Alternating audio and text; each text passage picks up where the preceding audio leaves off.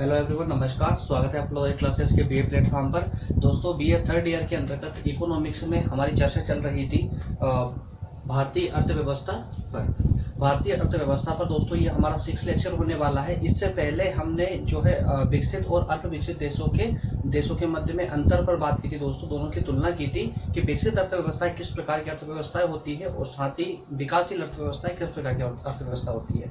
दोस्तों, आज का हमारा टॉपिक होगा भारतीय अर्थव्यवस्थाओं पर, जिसके अंतर्गत हम विशेष करके भारतीय अर्थव्यवस्था की विशेषताओं के बारे में एक समग्र चर्चा करने जा रहे हैं, जिसमें सबसे इम्पोर्टेंट जो विशेषता है दोस्तों, उसमें आर्थिक विशेषताओं पर हम विशेषकर फोकस करके इस क्लास को लेकर के आए हैं। आज का हमारा लेक्चर दोस्तों, हम पहले तो सभी विशेषताओं के बारे में चर्चा करेंगे शॉर्ट में।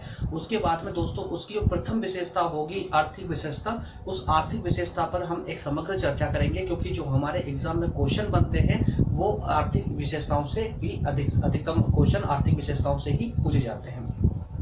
अगर आप इसकी भारतीय अर्थव्यवस्था के अंतर्गत अगर आर्थिक अर्थव्यवस्थाओं को अच्छे से समझ पाते हैं तो दोस्तों आपको ज्यादा आगे कुछ भी समझने में प्रॉब्लम को फेस नहीं करना होगा। ओके दोस्तों, तो बढ़ते हैं अपने सेशन में। आज भारतीय अर्थव्यवस्था के अंतर्गत दोस्तों इसकी छोटी सी एक कुछ विशेषता होती है। जिस प्रकार देखिए, एक बार इस लाइन को पढ़िए। लाइन को पढ़ने से ही आपकी जो ये विशेषता है आर्थिक विशेषता, यह कहें कि सभी प्रकार की विशेषता है भारतीय अर्थव्यवस्था की, सभी प्रकार की विशेषताएं, इनकी किस प्रकार की विशेषता है, हम क्या पढ़ने जा रहे हैं, इस प्रकार का यहाँ से इस जो लाइन आपको दिख रही है, इस लाइन को अगर आप एक बार पढ़ेंगे तो दोस्तों इसी से आपको काफी मैटर क्लियर हो जाएगा। तो एक बार चलिए इसको पढ़ लेते हैं। भारतीय अर्थव्यवस्था को अर्ध विकसित अर्थव्यवस्था माना जाता है तथा भारत जनसंख्या की दृष्टि से विश्व में दूसरे स्थान पर आता है, जहां नागरिकों को भरपेट भोजन भी प्राप्त नहीं हो पाता और न ही पहनने के लिए कपड़े पर्याप्त मात्रा में है। उनका जीवन स्तर भी बहुत नीचा है तथा बेरोजगारी व अशिक्षा भारी मात्रा में पाई जाती है। परंतु आजादी के बाद से भारतीय अर्थव्यवस्था विकास के पथ पर अग्रसर है, संपूर्ण विश्व में अग्रणी है, जिसके लक्षण और विशेषताएं निम्न प्रकार से देखी जा सकती है। दोस्तों, ये लाइन पढ़ने के बाद में हमारे दिमाग में एक बात तो क्लियर हो जाती है कि भारत की जो अर्थव्यवस्था, जिस अर्थव्यवस्था को हम अध्ययन करने जा रहे हैं, उस अर्थव्यवस्था को कहीं ना कहीं हम भारत को विकासशील राष्ट्र कह सकते हैं, अल्प विकसित देश कह सकते हैं। ठीक है, इन लाइनों को पढ़ने के बाद ही हम ये अंदाजा लगा पाते हैं। लेकिन कभी कभी सुनने में ये भी आता है कि भारत की अर्थव्यवस्था की जो प्रोग्रेस है, जो प्रगति है, जो बढ़ रही है ना, भारत की जो जीडीपी का जो विकास हो रहा है विश्व के कई देशों से अग्रणी है। लगभग दूसरे तीसरे नंबर की हमारी ऐसी अर्थव्यवस्था है जो बहुत स्पीड से बढ़ती जा रही है। ठीक है, तो कहीं ना कहीं क्या होता है कि भारत की अर्थव्यवस्था विकसित और विकासशील दोनों देशों के बीच में झूल रही है दोस्तों, है ना। तो कुछ पहलू ऐसे हैं जिनको जब देखेंगे तो हमें पूर्ण महसूस होगा, पूर्णतः ऐसा लगेगा कि भारतीय अर्थव्यवस्था पूरी तरह से आज भी अल्प विकसित अर्थव्यवस्था है। वहीं जब हम कुछ अन्य पहलुओं पर ध्यान देंगे तब हमको एहसास होगा कि भारत की अर्थव्यवस्था विकसित अर्थव्यवस्था बन चुकी है। ठीक है, तो ऐसे ही कुछ विशेषताएं हैं दोस्तों जिनके बारे में हम चर्चा करने वाले हैं। तो आइए बढ़ते हैं, उन एक एक विशेषताओं के बारे में आराम से जानने का प्रयास करते हैं कि क्या वो विशेषताएं हैं और किस प्रकार से वो हमारी अर्थव्यवस्था को प्रभावित करती है ना, किस किस प्रकार के फैक्टर यहाँ पर देखने को मिलते हैं। तो चलिए दोस्तों, इसमें हमने इस अध्ययन के तहत 7 विशेषताओं को विशेषकर हम यहाँ पर लेकर आए हैं। 7 विशेषताएं दोस्तों भारतीय अर्थव्यवस्था के अंतर्गत पूर्ण रूप से पाई जाती है, जिसमें सबसे पहली है आर्थिक विशेषता। आर्थिक विशेषताओं की जब हम बात करेंगे दोस्तों, तो आर्थिक विशेषताओं का अर्थ ये होता है कि वो विशेषताएं जो डायरेक्टली राष्ट्रीय आय और जनता की आय, इन दोनों को प्रभावित करती हो, प्रत्यक्ष रूप से राष्ट्रीय आय और जनता की आय को प्रभावित करती हो, वो सभी आर्थिक विशेषताएं दोस्तों यहाँ पर हम देखेंगे। ठीक है, नेक्स्ट हम बात करेंगे जनसंख्या संबंधी विशेषताएं, कि जिस प्रकार से जो अर्थव्यवस्था हमारे देश की है अर्थात भारत की है, उस भारत की जो स्थिति है दोस्तों, उसमें जनसंख्या का कितना योगदान है, किस प्रकार की जनसंख्या हमारे भारत में है, विकासशील देश के अंतर्गत किस प्रकार की जनसंख्या पाई जाती है और भारत में किस प्रकार की जनसंख्या मौजूद है और विकसित राष्ट्रों में किस प्रकार की होना चाहिए दोस्तों। तो इनके मध्य में एक छोटी सी तुलना करके भी हम वहां पर पढ़ने का प्रयास करेंगे। ठीक है, नेक्स्ट है तकनीकी विशेषता। तकनीकी विशेषता है दोस्तों। तो जब तक अभी तक जो हमने अध्ययन किया है, लगभग हमारे 5 लेक्चर दोस्तों चैनल पर हो चुके हैं। उन लेक्चरों में जब भी विकासशील और विकसित देश की बात की है, तब हमने देखा था कि विकसित राष्ट्रों में जो दोस्तों तकनीकी होती है ना, तो न्यू टेक्नोलॉजी को अपना लिया गया है। वहीं विकासशील राष्ट्रों में या अल्प विकसित राष्ट्रों में न्यू टेक्नोलॉजी को नहीं अपनाया है, बल्कि वो आज भी उसी परंपरागत टेक्नोलॉजी के आधार पर कार्य करते हैं। इसी कारण से उनका पिछड़ापन जो है बना रहता है। ठीक है, तो भारत में किस प्रकार की तकनीकी विशेषताएं हैं वो भी हम देखेंगे कि क्या हमने नई टेक्नोलॉजी को अपनाया है या फिर क्या आज भी हम परंपरागत टेक्नोलॉजी को ही फॉलो कर रहे हैं या फिर दोनों का मिश्रित रूप है, वो सब देखने का प्रयास करेंगे। ठीक है, नेक्स्ट है सामाजिक विशेषता। नेक्स्ट दोस्तों सामाजिक विशेषता कि भारत में किस प्रकार की सामाजिक विशेषताएं पाई जाती है और एक विकासशील राष्ट्र में किस प्रकार की सामाजिक व्यवस्थाएं होनी चाहिए या फिर किस प्रकार की सामाजिक विशेषताएं विकसित राष्ट्रों के लिए होनी चाहिए। तो इस बारे में भी हम अध्ययन करने वाले हैं। नेक्स्ट में देखेंगे राजनीतिक विशेषताओं की। दोस्तों राजनीतिक विशेषताएं किसी भी देश के लिए बहुत आवश्यक विशेषताएं होती है, बहुत आवश्यक सिचुएशन या परिस्थितियां होती है। क्यों? क्योंकि किसी भी देश का दोस्तों, किसी भी देश का जो राजनीतिक कंडीशन होती है, जो या कहें कि किसी भी देश के विकास से लेकर के वो जनता के जीवन यापन से संबंधित सभी सुविधाओं का ध्यान अगर कोई रखता है दोस्तों, तो वो राजनीतिक रूप से ही रखा जाता है। राजनीति जितनी स्थिर होगी, किसी भी देश की राजनीति जितनी स्थिर होगी, जितनी स्थायी होगी, राजनीतिक रूप से वो देश उतना ही ज्यादा सक्षम होगा दोस्तों, उसकी जनसंख्या उतनी ही ज्यादा जो है सुविधाओं को प्राप्त कर पाएंगी। ठीक है, नेक्स्ट उसके बाद हम बात करेंगे यहाँ पर धार्मिक और सांस्कृतिक विशेषताओं के बारे में कि विकासशील राष्ट्र किस प्रकार से धार्मिक और विकासशील कंडीशन को फॉलो करते हैं। वहीं विकसित राष्ट्रों के लिए क्या कंडीशन है कि किस प्रकार से अगर विकसित राष्ट्र किसी विकासशील राष्ट्र को विकसित राष्ट्र बनना है तो क्या उसे अपनी धार्मिक और सांस्कृतिक प्रवृत्तियों में परिवर्तन करने की आवश्यकता है अथवा नहीं।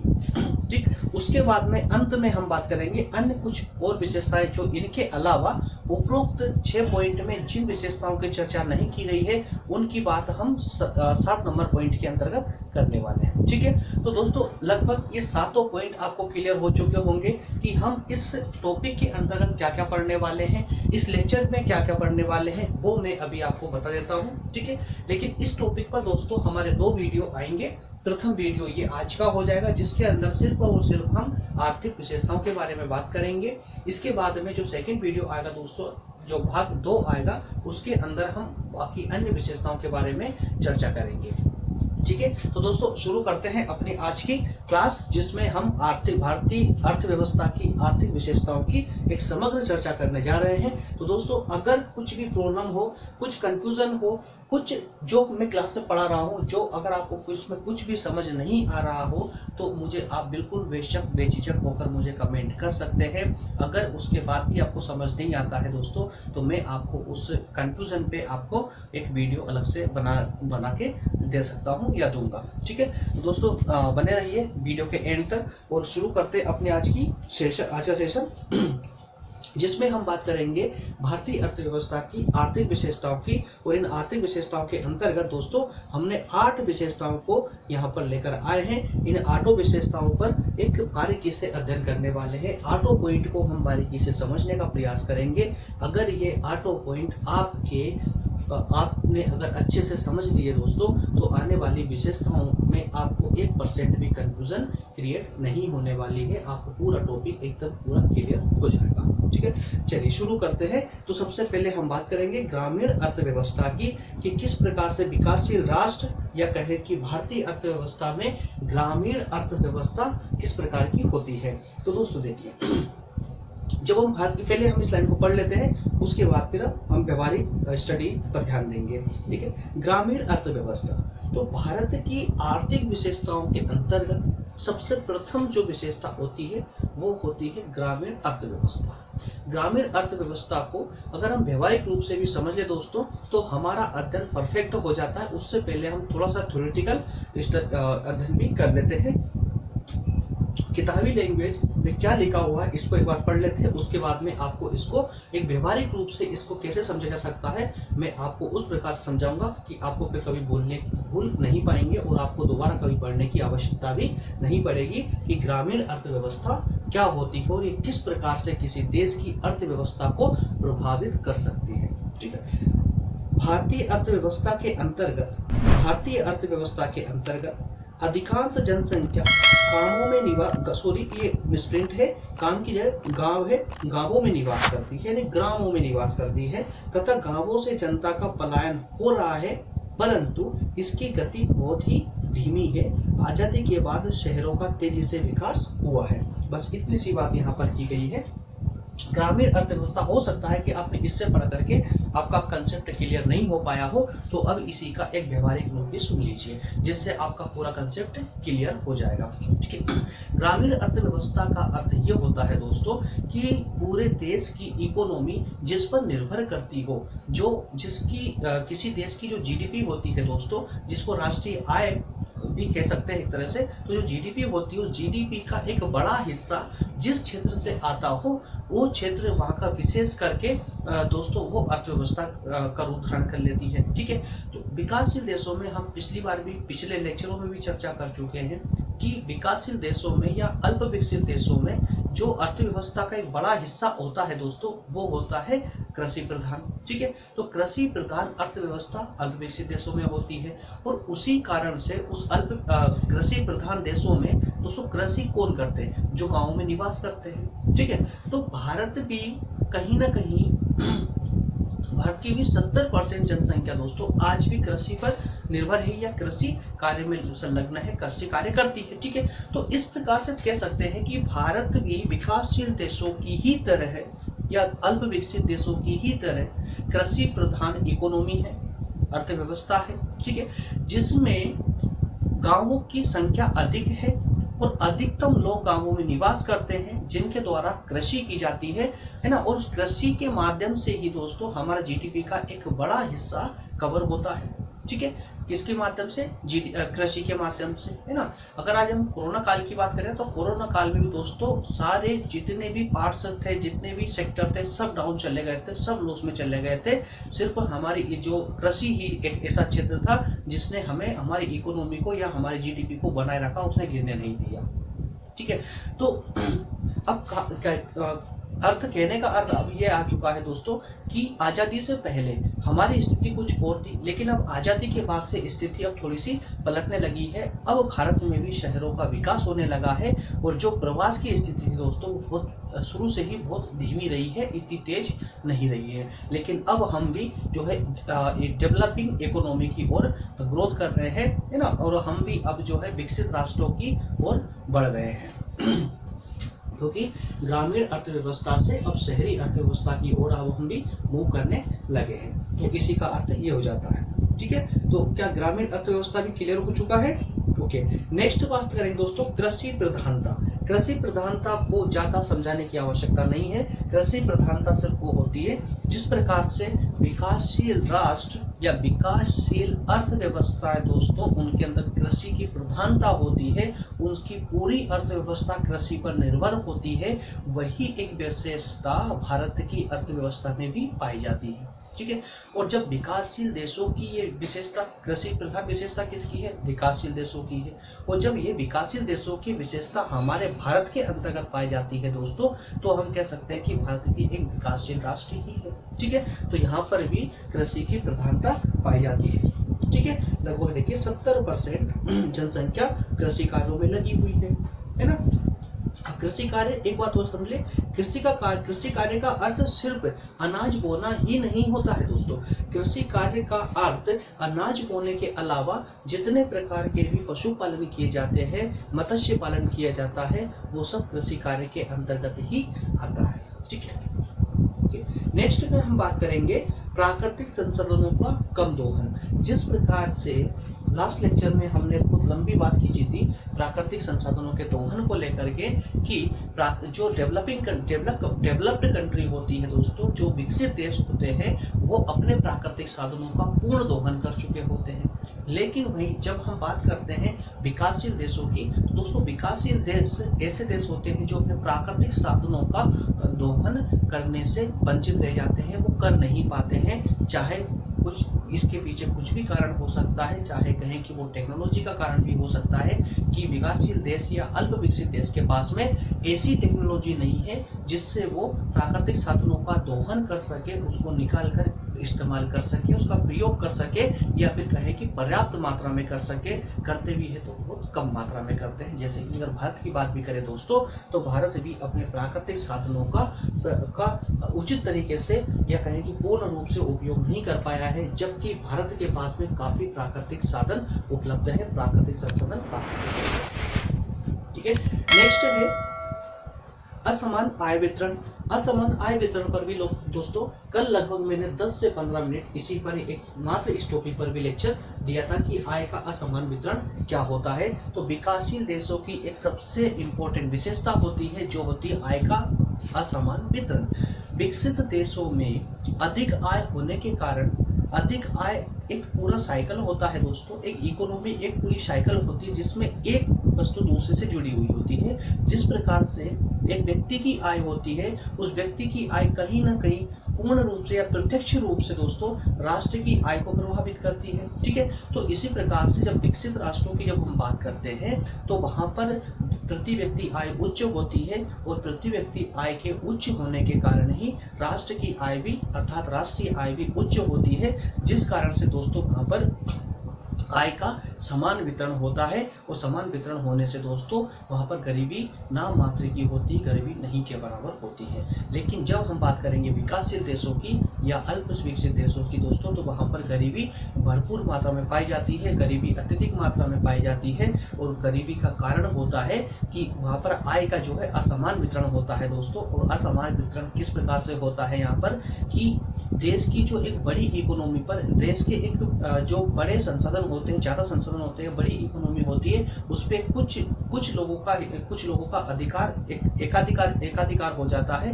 इस कारण से वो जो जनसंख्या का बचा हुआ हिस्सा दोस्तों जीवन यापन करने में भी काफी मुसीबतें झेलता है। तो इस कारण से क्या होता है कि यहाँ पर फिर संघर्ष उत्पन्न होने लगता है, और वो संघर्ष के कारण ही यहाँ पर भी आय असमानता का दौर शुरू हो जाता है। और ये आय असमानता का ही कारण है कि गरीबी पूर्णतः किसी भी राष्ट्र से खत्म नहीं हो पाती। और भारत की जब बात करेंगे दोस्तों, तो विशेषकर जनसंख्या कि देखिए इसमें एक पॉइंट भी किया गया है कि 20% जनसंख्या दोस्तों के पास में दोस्तों 55% आय प्राप्त है, 55% आय के साधन प्राप्त। कितने? सिर्फ 20% जनसंख्या के पास में 55% आय के साधन प्राप्त है। ठीक है, वो बची हुई जनसंख्या जो 80% जनसंख्या, एक बड़ा भाग जो जनसंख्या का बचा हुआ है, उसको जीवन यापन करने के लिए सिर्फ 45% ही आय का हिस्सा प्राप्त हो पाता है। तो इस प्रकार से आय का असमान वितरण भारत में पाया जाता है। ठीक है, नेक्स्ट है दोस्तों बेरोजगारी। विकासशील या अल्प विकसित देशों की सबसे बड़ी समस्या होती है बेरोजगारी। ठीक है, जो भी बेरोजगारी से छुटकारा पा लेता है, कहीं ना कहीं वो एक विकसित कंट्री बन जाता है, डेवलप कंट्री बन जाता है दोस्तों। बेरोजगारी किसी भी देश की एक सबसे बड़ी समस्या हो सकती है। ठीक है, उसी प्रकार से बेरोजगारी की समस्या का सामना आज हमें भी करना पड़ रहा है। ठीक है, तो भारत में रोजगार एक बहुत बड़ी समस्या बन चुकी है। और यहाँ पर क्या है कि शिक्षित व्यक्ति होने के बाद भी उसे रोजगार नहीं मिल पाता है दोस्तों। और जिनको किसी को रोजगार मिल भी जाता है तो वो पूरे समय के लिए नहीं बल्कि कुछ ही समय के लिए मिल पाता है, जिनको असंगठित क्षेत्र में संलग्न श्रमिक बोलते हैं दोस्तों। असंगठित क्षेत्र में संलग्न श्रमिक या मजदूर कहते हैं। ठीक है, नेक्स्ट पॉइंट पे मूव करेंगे, बैंकिंग सुविधाओं का अभाव। विकसित देशों में दोस्तों सभी लोगों को बैंकिंग हैबिट हो चुकी होती है, बैंकिंग की आदत पड़ चुकी होती है। ठीक है, लेकिन विकासशील देशों की यही सबसे बड़ी एक कमजोरी भी होती है कि इन देशों में बैंकिंग सिस्टम उतना डेवलप नहीं होता है जितना कि होना चाहिए।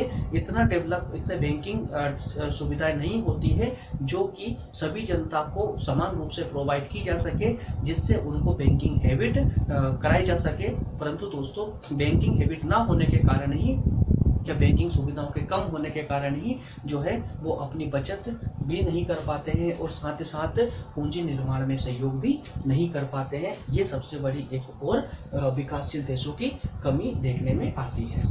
ठीक है, नेक्स्ट है उद्योगों का पिछड़ापन।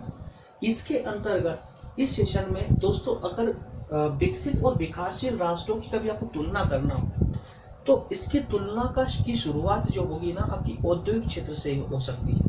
देखिए, किसी विकसित देश या विकासशील देश दोनों में जब तो आप तुलना करेंगे तो शुरुआत अगर आप औद्योगिक क्षेत्र से करेंगे तो एक उसका इम्पैक्ट अलग पड़ता है और आपकी पूरी कड़ी भी जुड़ जाती है। किस प्रकार से बताता हूं मैं आपको। विकसित देशों में दोस्तों, विकसित देशों की जो अर्थव्यवस्था होती है, जो जीडीपी होती है, वो किस पे निर्भर करती है? तो वो करती है औद्योगिक इनकम पर, औद्योगिक आय पर। क्यों? क्योंकि विकसित देशों की जो अधिकतर आय आती है ना वो औद्योगिक सेक्टर से आती है। वहीं जब हम विकासशील देश की बात करते हैं तो उसकी अधिकतम जो आय आती है वो कृषि क्षेत्र से आती है। ठीक है, इसीलिए हम बोलते हैं विकसित राष्ट्र के लिए कि विकसित राष्ट्र औद्योगिक प्रधान होता है। ठीक है, वहीं विकासशील देश कृषि प्रधान होता है। ठीक है, तो इस प्रकार से हम ये कह सकते हैं कि उद्योगों का पिछड़ापन, अगर ये शब्द दोस्तों यहाँ पर आ रहा है तो उसका एक ये उचित कारण ये हो सकता है कि विकसित देशों में उद्योग दोस्तों डेवलप्ड होते हैं। क्यों होते हैं डेवलप? क्योंकि वहां पर नई टेक्नोलॉजी को जल्दी एक्सेप्ट कर लिया जाता है।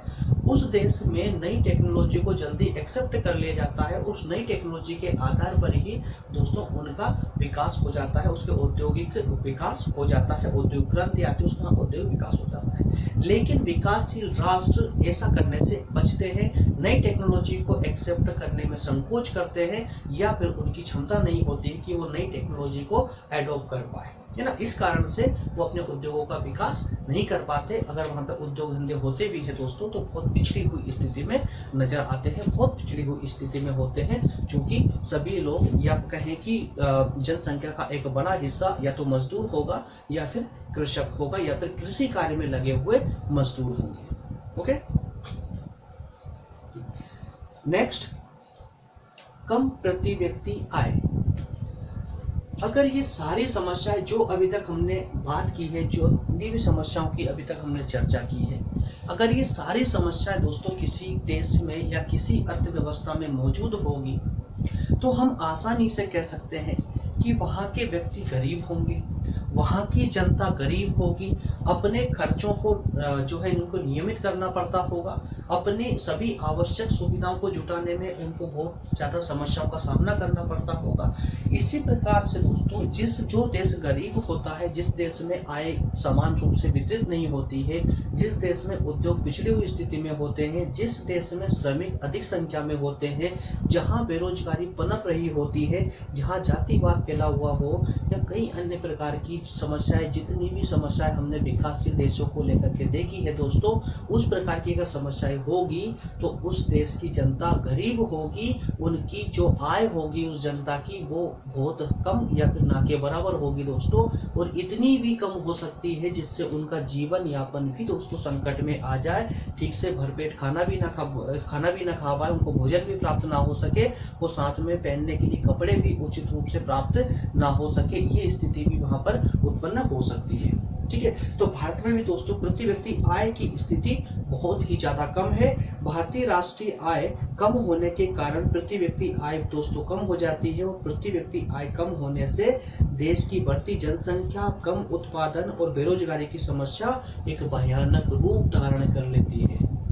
ठीक है, तो दोस्तों ये हमारे आज के भारतीय अर्थव्यवस्था को लेकर के 8 पॉइंट थे दोस्तों। 8 पॉइंट पर हमने एक समग्र चर्चा करने का प्रयास किया है। इन 8 पॉइंट में जो 8 पॉइंट हमने डिस्कस किए, इनके अंतर्गत अगर आपको कोई भी समस्या आ रही हो तो प्लीज मुझे कमेंट करके जरूर बताइएगा। तो तब तक दोस्तों मिलते हैं नेक्स्ट क्लास में, तब तक के लिए थैंक यू, धन्यवाद।